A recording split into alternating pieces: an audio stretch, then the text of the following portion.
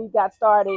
Linda has taught me a lot of stuff about different things when it comes to the gardening and stuff like that. So we were just sitting and talking one day, and so much stuff is going on in the world today. Like, you know what? We need to have something, eating off the grid to make sure we'll be able to take care of ourselves in times of like say famine or emergencies or something like that, and so we can be more self-sufficient. So that's how we came up with this, to come together and to share. We don't know what's going to happen with it after this, if it's going to grow or if this is it, but whatever the Lord wants to do with it, that's what we're going to do.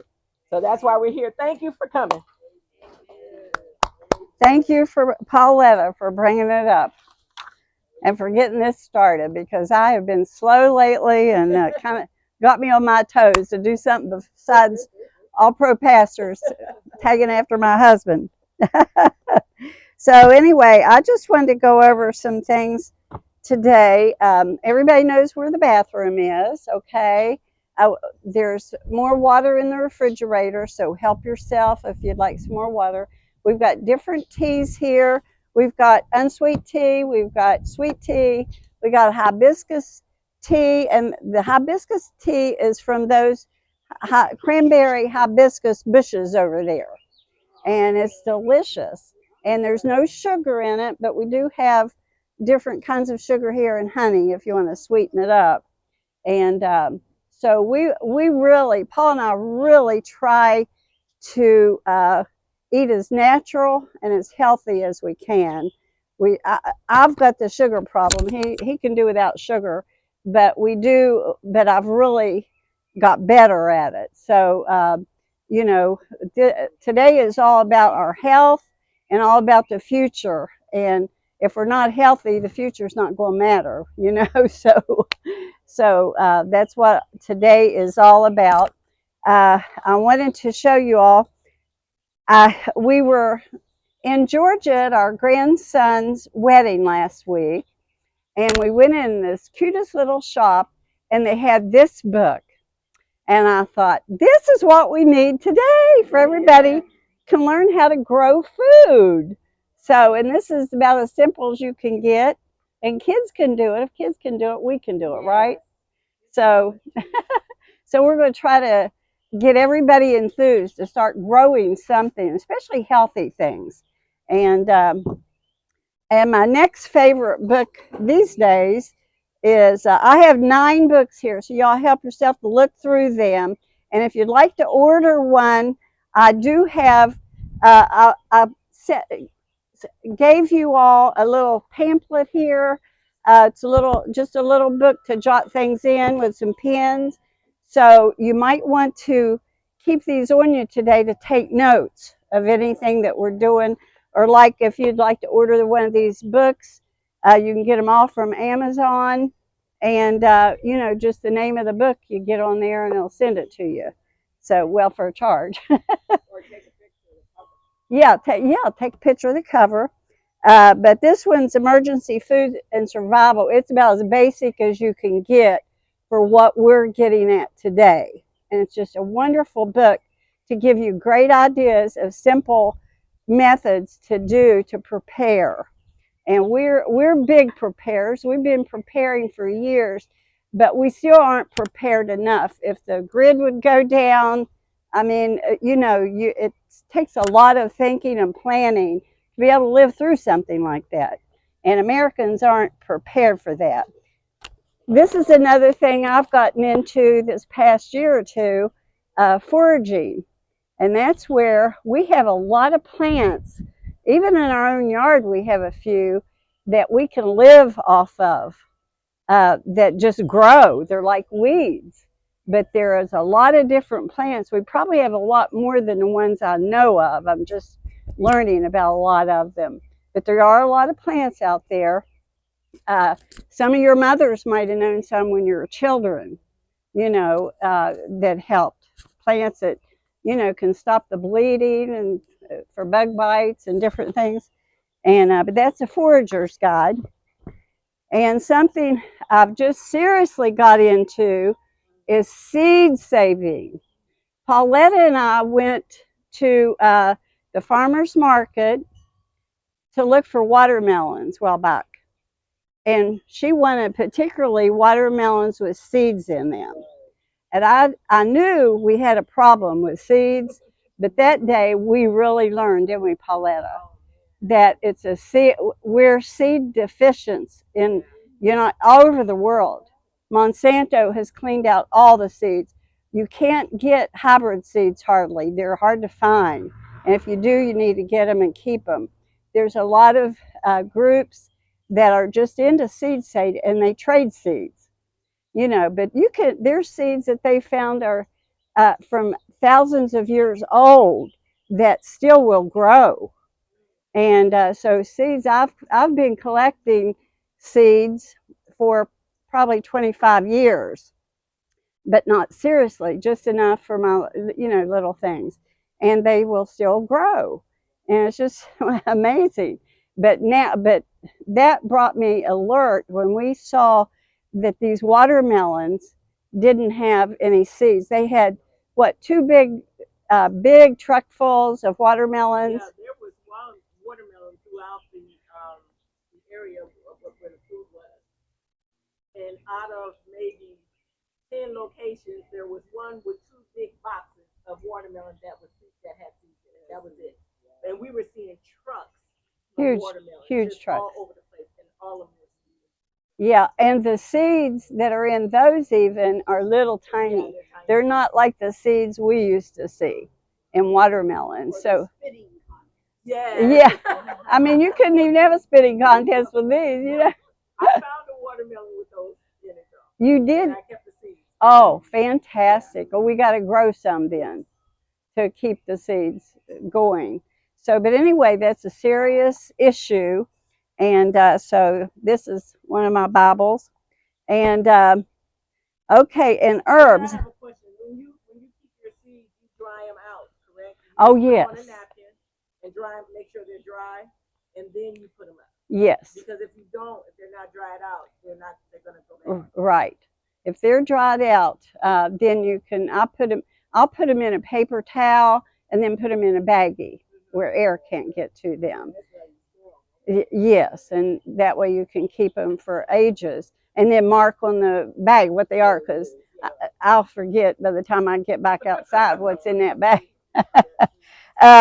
Okay, and herbs is a big thing. That's Paul and I grow a lot of herbs, and we plan on growing a lot more.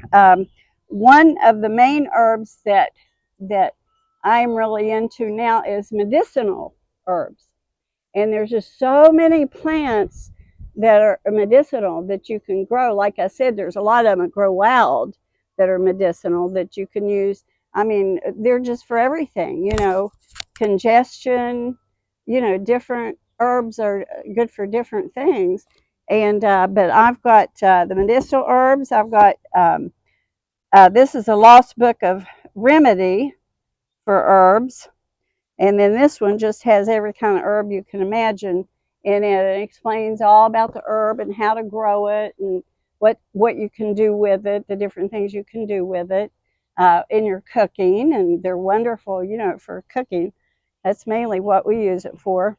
And then today, I have a dehydrator. It's the little black thing on top of the refrigerator back there. It has 9 shelves in it. And Pauletta has one that's smaller that has round. It's round, and it's a dehydrator. But you can put your leaves in there, like you can put spinach. I did spinach the other day, and you can just put all the spinach leaves in there, let them dry, and then just put them I put them in big baggies, mark the date, and put them away. As long as anything you're keeping like that, as long as it doesn't have air or bright lights, it'll stay for years. And a lot of the leaves, after I have them for a while, I'll go ahead and crunch them up or put them in my blender thing and fix them so I can just sprinkle them on our food. So, so you can use them every day, And so herbs are just wonderful. But the dehydrator is what that's good for. I've got, where is I thought, today I made you, I dehydrated some applesauce, and I'll let you all try it if I find out where it is. It's in little Tupperware things, but they're little applesauce rounds that I put in a flat one of those. Show them that one of those flat bowls in there. Is there any in there? No, in the dehydrator white. They're white. Oh yes. Yeah. Okay. See, that has a lip on it, so you can pour. I made yogurt out of it. Put yogurt away dried. You can do. I did eggs. I've done a lot since we had chickens. I was doing a lot of chicken eggs and putting them in there and drying them. And eggs is something you can't hardly live without, you know. And so to dehydrate them, uh, you can cook, you can make bread or whatever if you have eggs. And the dehydrated ones are just as good as the fresh ones, you know. So, it's just amazing. It's so exciting to me because I've been into this for years, but just to learn the things that we can do to help save people. People can starve to death if they don't have means of fixing food, or like a dehydrator. If we don't have electric, we can't use that dehydrator. But you know what? I can take the screens out of my windows, put them out here in the sun, and put my leaves or whatever, apples or pears or lettuce or whatever, and dehydrate them in the sun. Out in the Florida sun, no place like Florida to be able to dehydrate 12 months a year. but yeah, dehydrating is just so exciting.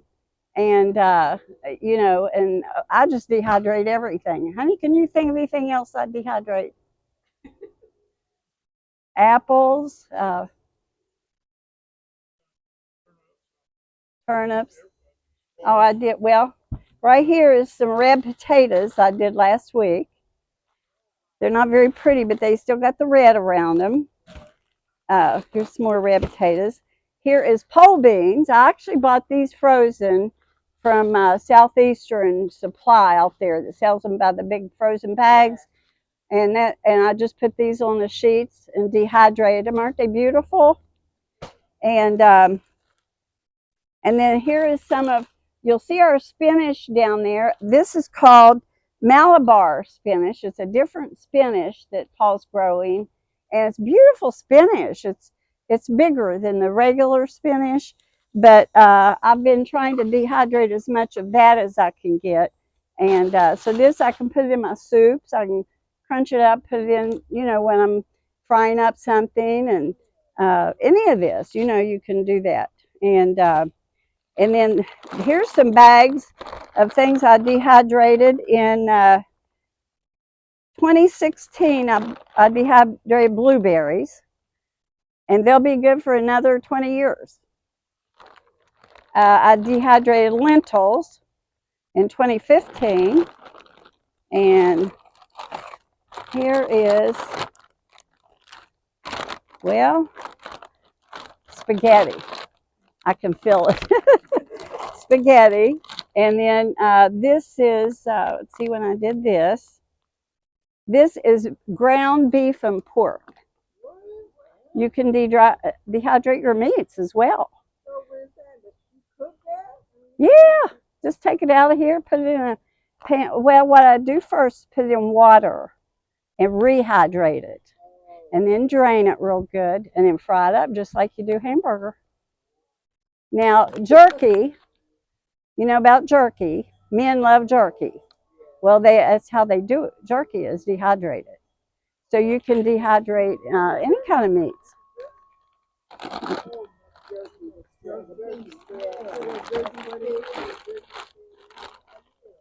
Oh, okay. Oh, okay. Now, thank you. This is the cranberry hibiscus. You might want to pass this around. This is what, yeah, that's our drink over here, and this is what it looks like dried. And today, if y'all like to have a couple sticks of that to take home, all you have to do is put the stick in water, and it'll I'm telling you, it'll grow roots before you know it, and then plant it in the ground. And so anyway, and this cooker over here that Pauletta's going to use this afternoon, that cooker, I would recommend anybody to have one of those, because, and with propane, because if you don't have gas or electric, if you don't have propane, you're just out of luck to heat anything. So if you, I've always heard, this isn't the nicest thing to do, but I always heard, if the grid goes down, you better run to the 7-Eleven if you have to break the cables on the propane and get propane, because it'll be the first thing to go, because that's all that people have to cook with. You know, our big grill over here, it uses propane, but that little one, I mean, that's a canning pot for canning. So you can do your canning in there and put your foods up, you know, and you can use the pot just to make big soups, you know, or whatever you want to make in it. But at least, but you've got your propane. Other than that, you just have fire pot. You can do the fires like over here, and but you need something to put over it, to put a pot on, or you know, that's where you want to have a cast iron pot to cook on. So, but that's a great thing. Any kind of fire pit is good to have too. Of course, wood will be scarce because everybody will be cleaning out the wherever wood is in the trees. In Florida, they'll clean them out fast. So, but that's just things to think about.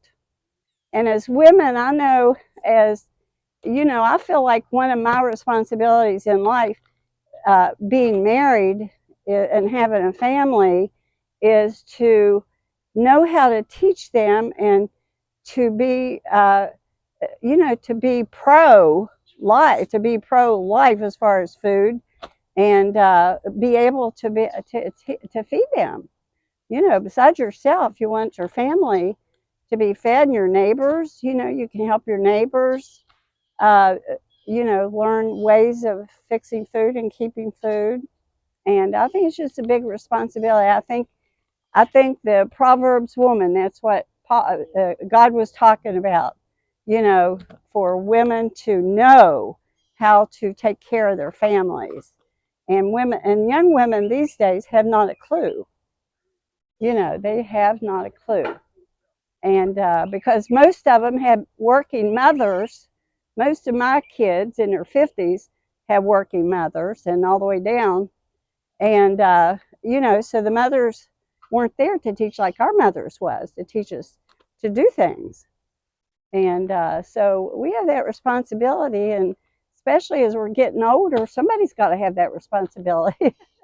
We got to teach somebody younger, you know, and just getting these young people together to learn is, but Pauletta and I, that's just been something we've talked about for years and seriously thought about. And but the time's come where it's more than thinking about these things, you know, because it's a serious thing. And so really, that's it. This is one more thing I did. Oh, here's some broccoli seeds that you can buy and sprout broccoli. And you can do that in just a little piece of dirt or whatever and sprout broccoli. And my favorite is alfalfa seeds. And alfalfa seeds are extremely nutritious. And I get this from Amazon. And I started sprouting these day before yesterday. So in 3 days, it turned out from these little seeds are so tiny you can't even see them, to greens. And if you have alfalfa seeds, already like this, I mean, that is so much nutrition in one day. If you just have, you know, a third of this in a day, you would have so much nutrition in your body that you're not going to get. Pardon? Yeah, they have. If you've ever noticed on salad bars, a lot of salad bars will have alfalfa seeds. Now my husband loves them Or on his sandwich. yes, On his sandwiches. yeah, he loves them. Is there a taste? There is a taste. They taste good, That's- just you know, that's- like that's our lettuce. problem. Can they taste a little? We go for taste instead of We nutrition. do. This is true. Like, what Well, does it taste like? Well, there's they always ask salt what and it tastes like. pepper and Yeah. Linda, can they taste a little of that one? hmm, Is it ready? Can they taste that one? A little bit of that one? yeah, yeah. In fact, why don't I just leave them out here for lunch, and y'all can put some on your food? Yeah. Okay. Okay, we'll do that. And you Okay. can also saute it with garlic and yeah, stir fry it. Yeah. Yeah. Really good. Oh yeah. But yeah, Floyd loves alfalfa. He's the only man I know besides Paul that eats alfalfa seeds. But you can buy them in a green part of Publix or anywhere.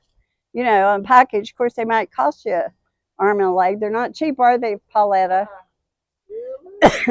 And out of this, I don't know. Out of this package, probably costs maybe $15 for a big package of these when I ordered them. And my goodness, you know, we've had this for 2 years probably. It just takes a tablespoon to make that many. Now, Linda, can you eat the seeds like that? No, I wouldn't recommend it. Oh, okay. No. You wouldn't want to, you know. There's no taste to them like that. And what'd you say?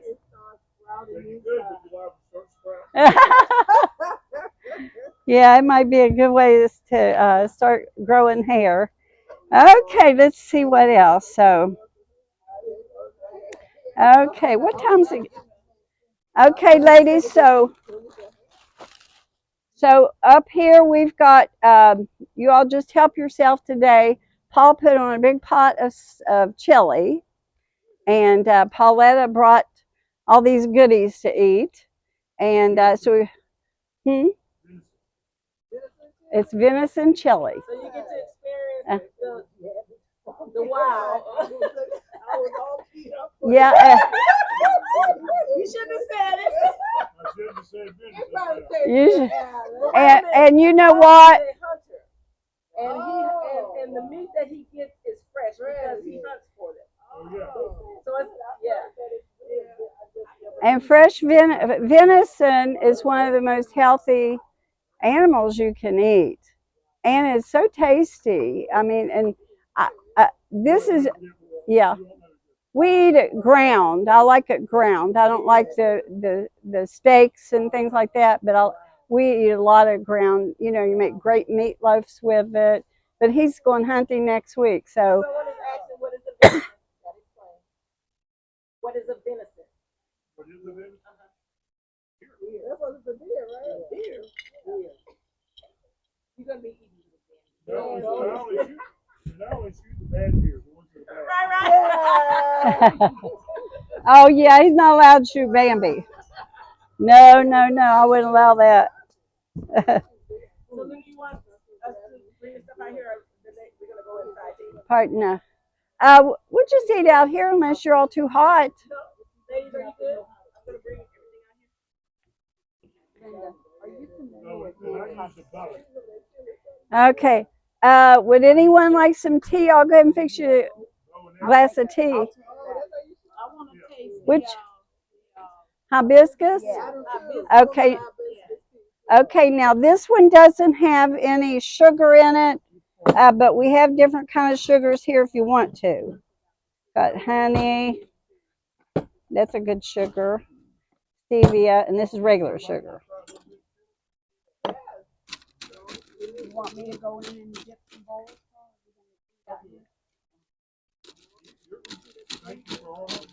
Okay, let's see, I need a bigger. Okay. Are we fixing it ourselves? What's that? Are we preparing the tea for ourselves? Yes. Individually? Yes. Here's the tea. Yeah, so y'all just help yourself here because if you want sugar or anything in it, it's all right here. You can just pick out your one. We'll put this over here with the food. And we have what do you call these things? Pinwheels. I used to call them windmills or something. I don't know. Pinwheels and the other. Oh, that's good. Put them here. Here, lay them here, and I'll go ahead and open them up. Then we can put them over And there. then the condiments right there. Okay. Now,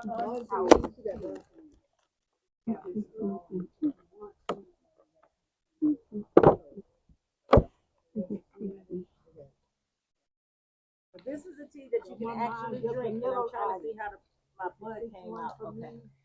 Oh yeah, there's your tea. As you go down, you can see the blood. We have sweet tea here. It's already sweet. We've got unsweet and a hibiscus. What is that in there? It's the flour. It's budded. Oh, so it turns to tea. Yes, it turns into tea, and you can use this up to 3 times. I think it is. That's the flour. What kind of flower is that? This one, I think it's green. Then you can come up and add. Normally, it'll go down a little bit as it goes. I don't know why. Well, Tea. I mean, it looks like tea. Yeah, it's tea. The spoon's right here. Well, all tea is made Got a spoon somewhere. oh dear. Cheryl, you want to put these on the table? Maybe they can reach them better over there. I'm gonna take off running.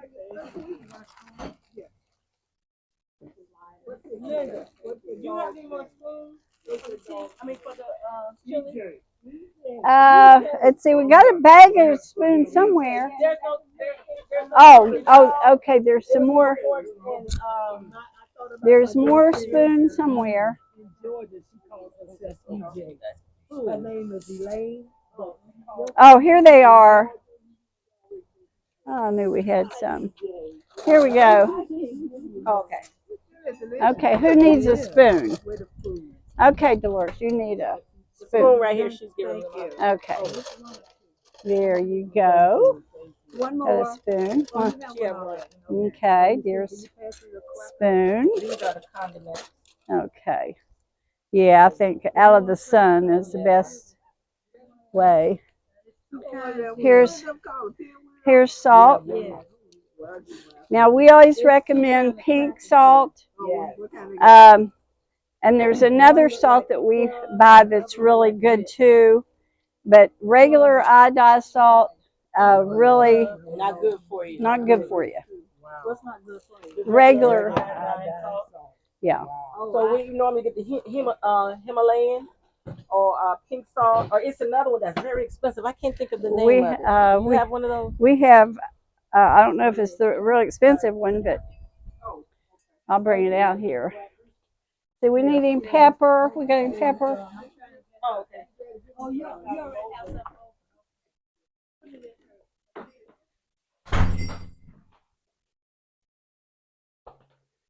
some.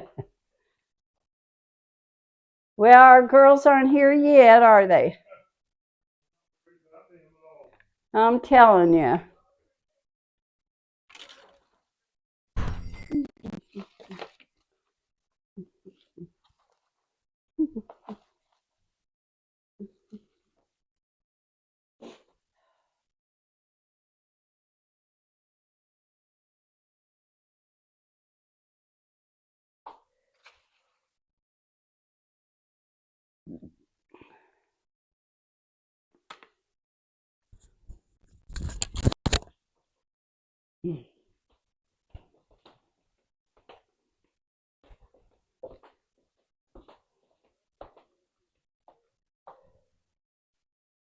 No, I don't think